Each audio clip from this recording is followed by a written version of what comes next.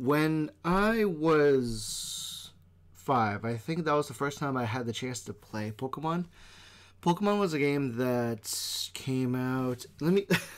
I'm so happy that Google's up. So, Pokemon. Pokemon was established and released Red and Blue in 1996. I was 4 years old. I was 4 years old when Pokemon came out. That's so fun. So that was one of the first games my brother and I got around together. But even before Pokemon, the earliest I can safely say I was playing games before Pokemon. And one of the first games I played was on the Super NES.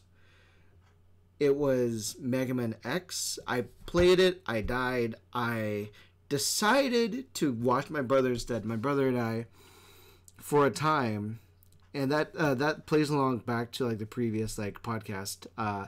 I miss being in a situation where I'm hanging out with my brother. He's playing a video game, and we just have that experience together. And that definitely did translate to a platform called Twitch, to where you can just hang out with someone and experience things with them. It's kind of like a social get-together without actually knowing who's watching you. So it's really fun how things have changed in the 10 years since Pokemon got released. In 10 years after the release of Pokemon, in the 20 plus years since Pokemon was released, I believe around 10 years after the release of Pokemon, YouTube came out. And YouTube was another platform that I learnt very slowly that it had gaming content. And again, it's a platform to where you were able to watch someone play a certain game that you couldn't at the time. So nowadays, people are enjoying the camaraderie of watching someone's experience playing a video game. And that was my fond memory. That was my fond experience of when I played video games with my brother. And we started off watching TV together. I would go then watch him playing the Super NES. And we would play video games like Mega Man. We would then, I believe, play Donkey Kong Country 2. I believe we played together more on the Nintendo 64. Nintendo 64. The Nintendo 64 was released when?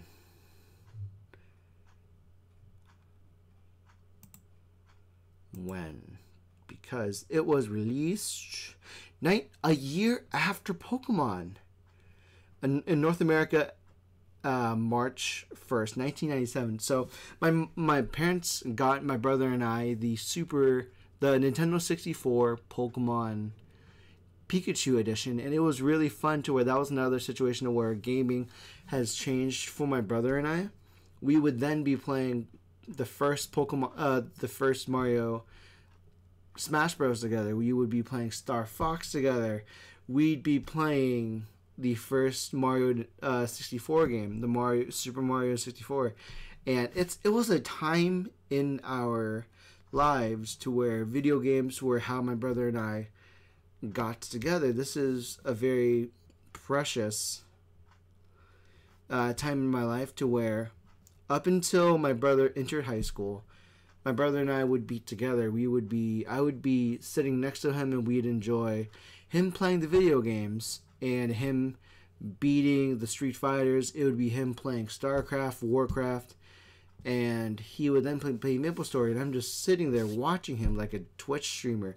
And it was a very fun thing for me until I started playing my own video games. It was a situation where I was coming into my own and playing my own games. I remember playing all the old games he finished, and when I started getting my Nintendo Game Boy SP, we didn't get the Game Boy Advance. I got my own color Game Boy, and I lost that in Europe. But afterwards, I got a red Game Boy SP, and I loved it. I really loved it. I played all the Mega Man. My brother played the Golden Suns and the strategy-based games. I played a lot of Mega Man, and I started playing Mega Man when it was Mega Man White's 3. And then I was on a hunt for all the Battle Network games ever since. I was playing a whole plethora of sci-fi based games, and I got into a lot of trouble to where my mom would just take the SP from me. She should have just like took away the charger, because at that point I was being punished and I had to learn how to time my schedule accordingly. I feel like as a parent, my mom should have just taken away the charging cable instead of just taking the entire device, because that was a poor implementation of, like, if you did something wrong, it's just you're pulling the plug right away and you're plugging back in the plug when you did something good. And that's not a very healthy way to raise kids. Do not do that. Take away the charging cable so they can value the product itself, which is why the moment I get kids, they should better focus their time on the Nintendo Switch or the Stream Deck, and so it'd be a situation where I want them to still value the benefit of a console, but the issue is I want them to also understand that they're on a clocker now, because they couldn't manage their time with certain grades.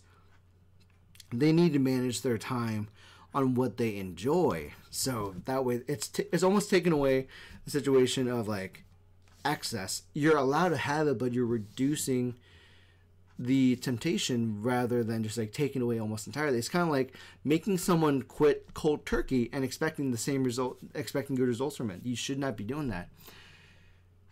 Gaming would do that. Gaming, I believe, then evolved for me, and I believe for Christmas was my birthday where I got the PlayStation 1, and I feel kind of bad because when I was in the year 2000, I believe we had a situation where on my birthday, my mom, my brother, my dad would be watching Pokemon 2000, and Pokemon 2000 released in 2000. Great. It introduced Lugia, it introduced the Johto region, and it was a whole thing about poaching Pokemon, and Moltres, Zapdos, Articuno were being poached, so that it caused Lugia to come out and get poached, in the vein of causing natural disasters at the 3 islands. And that was a whole arc in the Pokemon game that got made into a movie with different timelines, different like scripting. However, I was a brat. I regret it now. However, I believe when I was at that time on my birthday, I spent the remaining of my birthday till I passed out playing Spyro instead of sitting down and watching a movie with my family. Now, turning 30, I'm actually on the verge of turning 30. I'm actually appreciating my time with my family more. I'm appreciating my time with my partner a lot more, with my friends, and I'll admit, between that time and now, I've went through attempting to play PC games on Gaia Online. I have played a lot of PlayStation 2 games, and I replayed Kingdom Hearts 2 so often. God, because of my Game Boy Advance SP, I had the fortunate discovery. So I cannot make this up. So when I was like in middle school, we went to the local pool, and you'd be jumping and diving board shenanigans, right?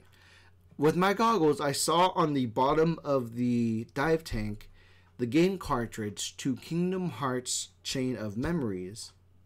And so, of course, I dove down there and I grabbed it, had it soak in rice, and miraculously the game still worked. And so that was my first introduction to the Kingdom Hearts series. Between the time I spent at home and when we went to California, I completed the game to its entirety during my vacation, and I really enjoyed Kingdom Hearts so much. I recompleted it as a New Game Plus, and then that prompted me to like want the PlayStation 2 for my Christmas present, along with Kingdom Hearts 1 and 2 that was on PlayStation Hits by that time. And so I had to wait until my birthday to play Kingdom Hearts 1 and 2, and my brother suggested play 2. I said no. I needed to fill in my gap, and I needed to finish Kingdom Hearts 1 to its entirety, because of course, like, at that time and at that age, when you had a video game, you were supposed to make that last for 3 to 4 months. You would only be getting like 4 new games throughout the year of your existence, unless you had an allowance. And during the time of my middle school and high school years, I spent my entire time finishing Kingdom Hearts 1 and 2. Loved it. My cousin played Armored Core. We would be playing Star Ocean. I then got the PlayStation Portable in college because of my friends, and I played that to its entirety. He taught me how to hack the PSP, and I played it up until the yellow light of death, of which my PSP 3000 would stop working. And so that was a bad dream.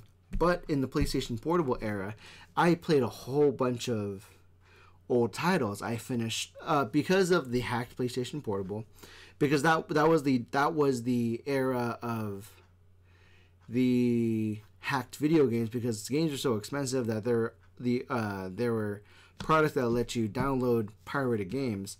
And my uncle, I believe, gave us the opportunity to do that, and so that's not here or now.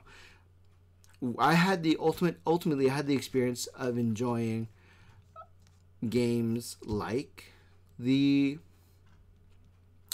Star Ocean series, from Star Ocean 1 to I enjoyed playing Valkyrie Lenneth on the DS when we had that for the DS. I enjoyed playing the plethora of titles, and gaming was a really large part of my life, to where I soon discovered there was a trend of video games I really enjoyed. It's definitely action games, kind of like Kingdom Hearts, kind of like Star Ocean, and I was learning very quickly I liked action games with a good plot, and with like a deep plot, because for some reason my perspective, like, games were so impactful growing up that when I was playing Kingdom Hearts Chain of Memories, it impacted me on how I had to value friendships, on how I had to value relationships, almost, because it was the whole tagline with Kingdom Hearts Chain of Memories. Hold on, sorry. It played on the idea where it was cards and time-based. I'm sorry, I'm trying to pull up the whole game about it.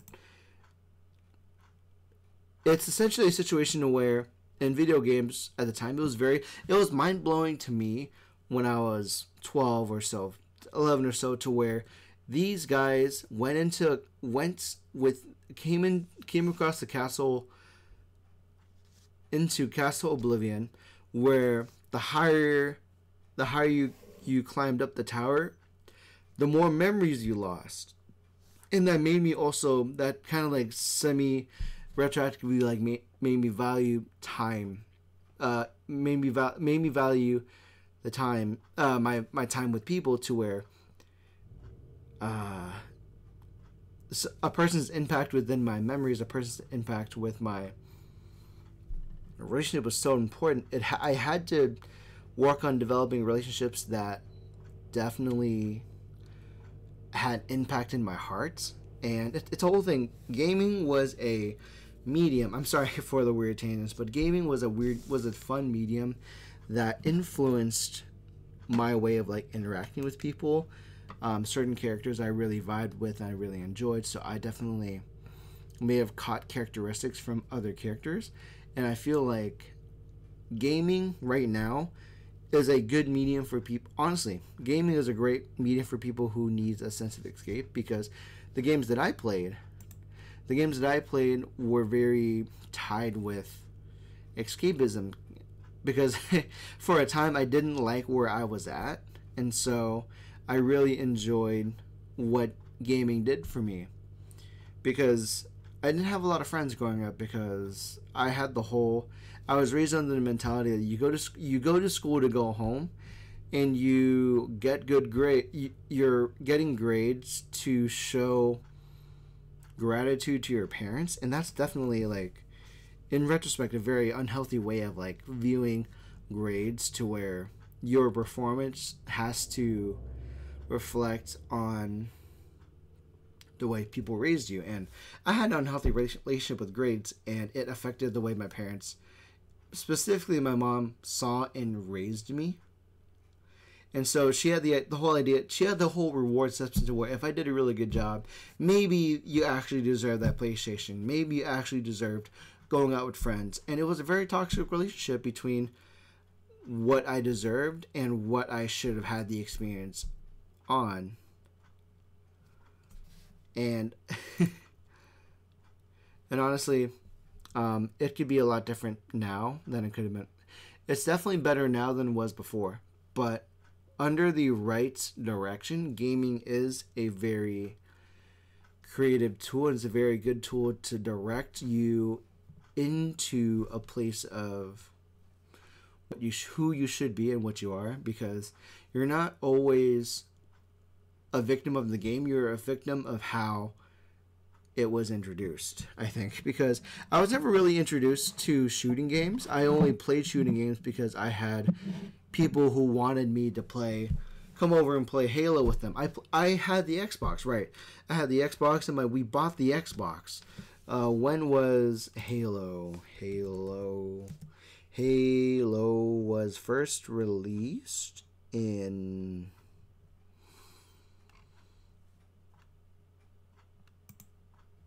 I'm sorry. I'm Halo Combat Evolved was a game that was released in 2001, 2003? 2001. So we bought an Xbox just to play Halo, and again, it's a whole point to where it's the medium that you're introduced to. You can play violent games, but that doesn't make you a violent person. And I love to where gaming has shown significant numbers in reducing